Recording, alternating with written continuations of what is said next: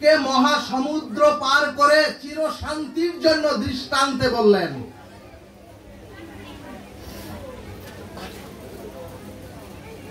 ভাগবতে আত্মদেবের কোনো পুত্র সন্তান ছিল না। নিজের উদ্ধারের জন্য আত্মদেব মুনি ঋষিদের শরণাপন্ন হলেন।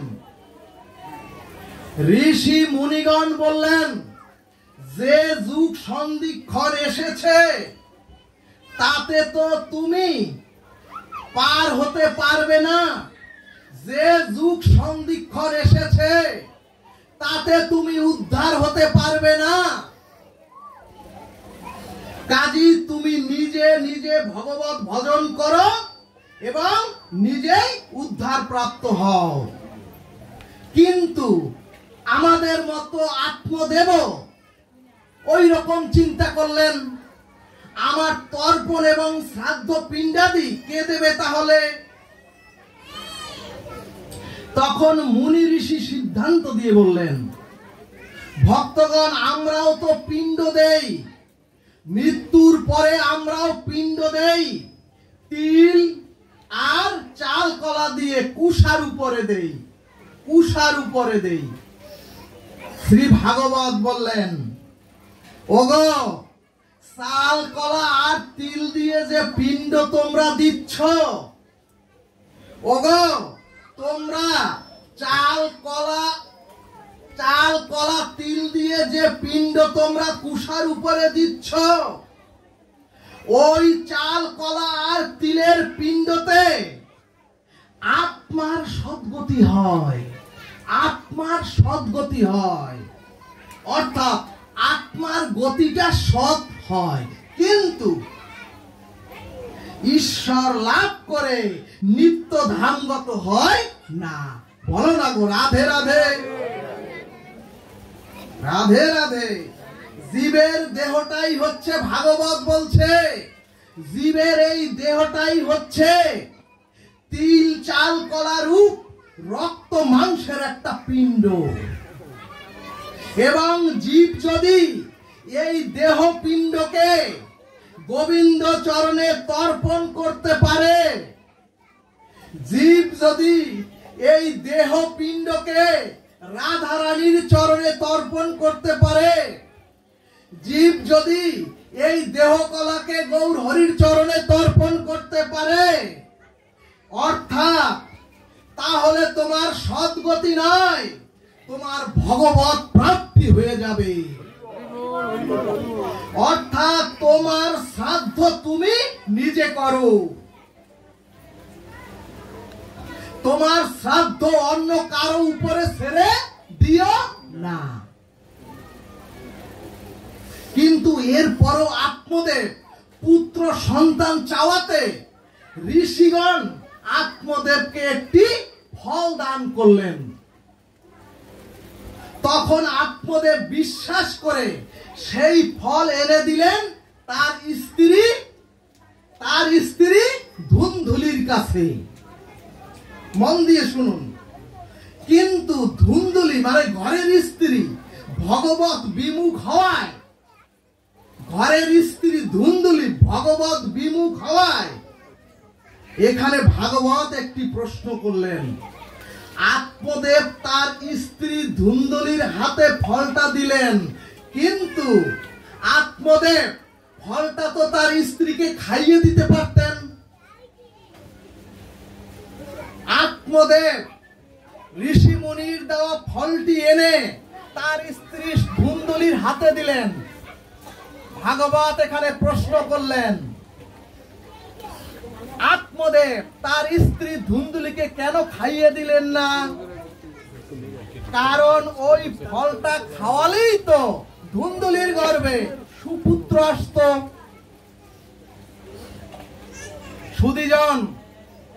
সুধীজন, ভাগবত হচ্ছে স্বয়ং ভগবানের স্বরূপ। এই ভাগবত হচ্ছে সমস্ত বেদান্তের সার এবং সমস্ত দার্শনিক সিদ্ধান্তে ভাগবত দিয়ে বললেন, ওই ঋষির ফলটা হলো আমাদের বুদ্ধি, ওই আত্মদেব মুনি ঋষিরা যে ফলটি দিলেন, ওই ফলটি হচ্ছে আমাদের বুদ্ধি। অর্থাৎ এখন যে হরি কথা আমরাও বুদ্ধি দিয়ে গ্রহণ করছি, অর্থাৎ সুধীজন এখন যে আমরাও হরি কথা মন দিয়ে শ্রবণ করছি, কিন্তু বুদ্ধি দিয়ে হরি কথা রূপ ফল না খেয়ে, কিন্তু আমরা আমাদের বুদ্ধি দিয়ে এই হরি কথা রূপ অমৃত ফল না খেয়ে দিলাম হাতে। অর্থাৎ আমরা হরি কথা রূপ এই ফল নিজে নিজে গ্রহণ না করে দিলাম হাতে। সুধীজন ঠিক তদ্রূপ যদি হরি কথা শোনার পরে বুদ্ধি দিয়ে হরি কথা শোনার পরে যদি হরি কথা আমরা আমাদের আচরণে ব্যবহারে না মানি, না প্রয়োগ করি, সব বৃথা। এখন যত সাধু সব ভাগবত গীতা জানা সাধু, মানা সাধু খুব কম। সব পড়া সাধু, কিন্তু ধারণ করা সাধু খুব কম। ভাগবত পাঠ হয়, একজন শুদ্ধ ভক্ত তৈরি হয় না। সাধু সঙ্গ কাকে বলে? যেখানে ভগবানের একমাত্র অমৃত সুধা ব্যতীত আর কোন কিছু হবে না, সেটাই সাধু সঙ্গ। সুধীজন অর্থাৎ ওই ফল জায়গা মতো না গিয়ে ওই ফলে কাজ হয়নি। অর্থাৎ এই অমৃত ফল হৃদয় গ্রন্থিতে গ্রহিত না হয়ে কোনো কাজ কারো মধ্যে হয় না। এদিকে ধুন্দুলি ছোট বোনের পাল্লায় পড়ল। এরপরে ধুন্দুলি তার একটা ছোট বোন ছিল, সেই ছোট বোনের পাল্লায় পড়ল। ভাগবত বললেন ফলরূপ বুদ্ধিটার সাথে মনরূপ ছোট বোন জুটে গেল। কি বললো ভাগবত? ফলরূপ বুদ্ধিটার সাথে মনরূপ বুদ্ধির সাথে মন জুটে গেল। আর মন যদি বুদ্ধিকে সৎ প্রেরণা না দেয়, আর আপনাদের মন যদি আপনার বুদ্ধিকে সৎ প্রেরণা না দেয়, তখন ছোট বোন বলল, ওরে তোর যদি সন্তান হয় তাহলে তোর যন্ত্রণা হবে, গর্ভ যন্ত্রণা হবে। ওরে তোর এরপরে তো ওরে মানুষ করতে হবে, অনেক কষ্ট হবে। ওরে তোর রূপ জৈবনে ভাটা পড়বে। ভাগবত সিদ্ধান্ত দিলেন, বুদ্ধি আর মনে যদি শুভ যোগ সৃষ্টি না হয়, তখন হরি কথার আশীর্বাদটা যায় গাভীর পেটে, অর্থাৎ সম্পূর্ণ বিফলে। ভাগবত বলছে যারা এখানে উপস্থিত, আপনারা যারা এখানে উপস্থিত যদি মন দিয়ে শ্রবণ না করেন, তাহলে আপনারা ভাগবত আসরে আসেন নাই। শুধু দেহটা এসেছে, মন বুদ্ধি কোনো কাজ করছে না। অথচ এই মাইকের আওয়াজ শুনে একজন বৃদ্ধ, একজন অসুস্থ যদি তার গৃহ মন্দিরে বসে মন আর বুদ্ধি দিয়ে হরিকথা শ্রবণ করে একবার আচরণে আসে, উনি ভাগবতে এসেছেন, আপনারা কেউ আসেননি।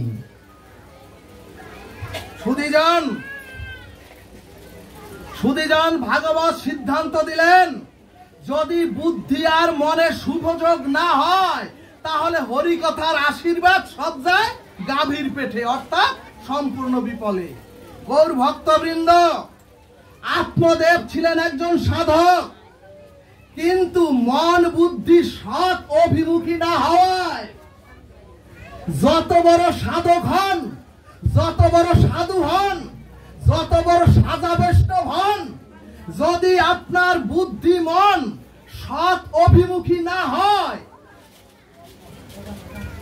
ধুন্দুলির ছেলের নাম ছিল ধুন্দকারী।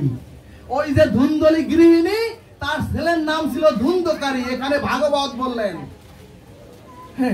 মার মনে ওগো ও মায়েরা, মায়ের মনে যেরূপ ভাবনা উদ্দেশ্য থাকে গর্ভকালীন, সন্তানও সেরূপ হয়। মা যদি সারাদিন বসে টিভি দেখে আর মোবাইল চালায়, দেখবেন অমৃত সুধা রেখে ওখানে বসে সবাই মোবাইল চালাবে। সুধীজন, শাস্ত্র বলছে সন্তান হচ্ছে সাধনার বস্তু, সন্তান হচ্ছে তপস্যার বস্তু, সন্তান কোন ভোগ কামনার বস্তু নয়। ভাগবত সিদ্ধান্ত দিলেন, ভোগ কামের দ্বারা সন্তান হলে তারাই কামস দুর্যোধন দুঃশাসন হয়। আর সেই কামস দুর্যোধন দুঃশাসনের দ্বারা সেই সংসারে, সেই সমাজে কুরুক্ষেত্রের সৃষ্টি হয়।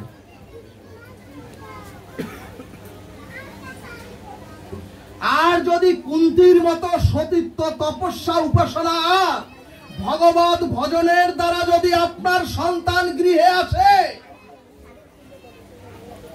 তারাই সমাজে অর্জুন আর যুধিষ্ঠির হয়। ভক্তগণ, সাধনার দ্বারা আমরা সন্তান ধারণ করি না বলেই আজ সনাতনীদের গৃহে গৃহে, সনাতনীদের সমাজে অভিশাপ নেমে এসেছে। সুধীজন, এদিকে ধুন্দকারী ছোটবেলা থেকেই ছিলেন অসৎ সঙ্গে মিশ্রিত।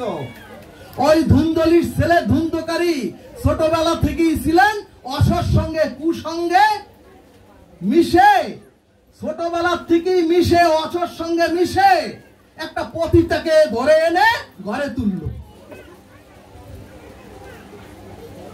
এরপরে আত্মদেব মারা গেলেন। পতিতারা ধুন্দকারীর মাকেও কিলিয়ে ঘুষিয়ে গলা টিপে হত্যা করলো। এরপর ধুন্দকারীকেও পতিতারা মিলে হত্যা করলো তার অর্থ আত্মসাতের জন্য। এখানে ভাগবত বললেন, বহু পাপ করে মারা গেলে সেই আত্মার কল্যাণ হয় না। ওগো, বহু পাপ করে যদি মারা যায় তখন তার আত্মার কল্যাণ হয় না।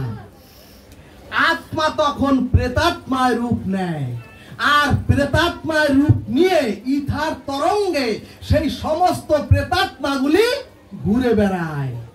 যখন আপনি আমি ভগবত বিমুখ হব, যখন আপনি হরিনাম বিমুখ হবেন, তখনই আপনার মধ্যে ওই প্রেতাত্মাগুলি আপনার মধ্যে প্রবেশ করে তাদের কুবৃত্তি, তাদের কুবাসনা আপনার মধ্যে বসে কর্ম করে নেয়।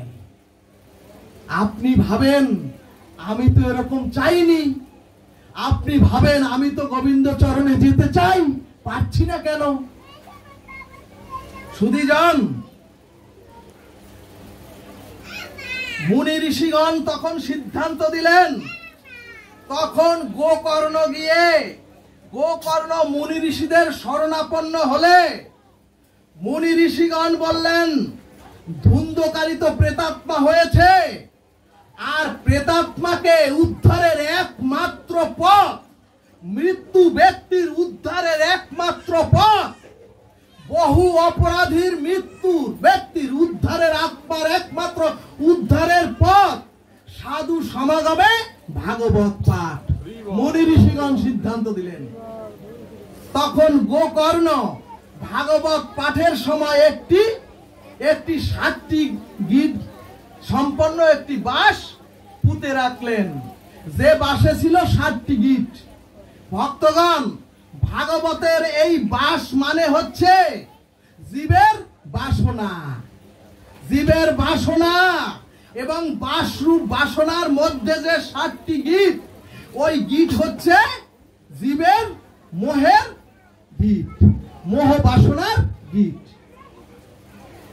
ভাগবত দৃষ্টান্তে বললেন, একদিন পাঠ হয়, একদিন পাঠ হয়, আর ধুন্দকারী রূপ প্রেতাত্মার এক একটি মোহের গীত ফেটে যায়, এক একটা গীত ফেটে যায়, আর ধুন্দকারী রূপ প্রেতাত্মার বাসনার গীত ধ্বংস হয়ে যায়। বলো না গো রাধে রাধে। শাস্ত্র বললেন, দুষ্ট আত্মা, দুষ্ট চিন্তা দুষ্ট চিন্তা বাসনার মধ্যে, দুষ্ট চিন্তা বাসনা একত্রে গিট পাকিয়ে আমাদের মধ্যে থাকে, যার জন্য ওই বাসনা আমরা ত্যাগ করতে পারি না। এই কারণেই মহাজনগণ সিদ্ধান্ত দিলেন, ভাগবত জীবের বাসনার গিট ফাটিয়ে, ভাগবত জীবের বাসনার গীত শুধু এক জন্মের নয়, জন্ম জন্মান্তরের বাসনার গীত ফাটিয়ে ধ্বংস করে দেয়। জয় নিতাই গৌর হরি বল। অর্থাৎ একদিন পাঠ হয় আর প্রেতাত্মার মোহ ধ্বংস হয়। এখানে ঋষিগণ বললেন, আমরা তো এত ভাগবত শুনলাম, আমাদের মোহের গীত ফেটেছে, তো আর কি আগাবো? জয় জয় নবশ্রীধাম বৃন্দাবন বিহারী লাল কি।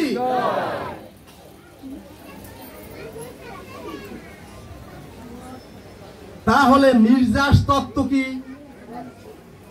আজকের ভাগবতের নির্যাস তত্ত্ব কি?